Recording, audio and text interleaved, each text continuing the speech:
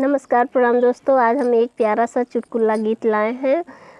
नाच गीत है। कैसा लगेगा गीत आप लोग कमेंट करके ज़रूर बताना।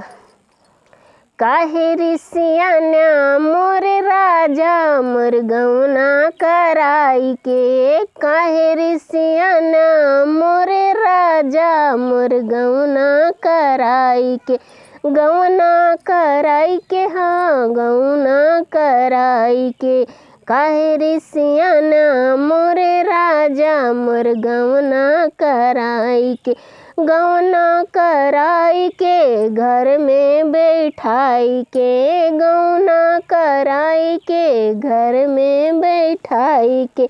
काहे ऋषियाना मोरे राजा हो गौना कराई के, काहे चल गइला विदेशवा मोर गौना कराई के,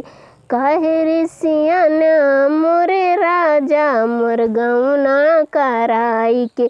काहे ऋषियाना मोरे राजा मोर गौना कराई के, सखिया सहेली मोर बोलेली बोलिया, सखिया सहेली मोर बोलेली बोलिया, लागे करजवा पिया हमरे गोलिया, लागे करजवा पिया हमरे गोलिया, काहे नहीं हम रोटी कट कराया हो गौना कराई के,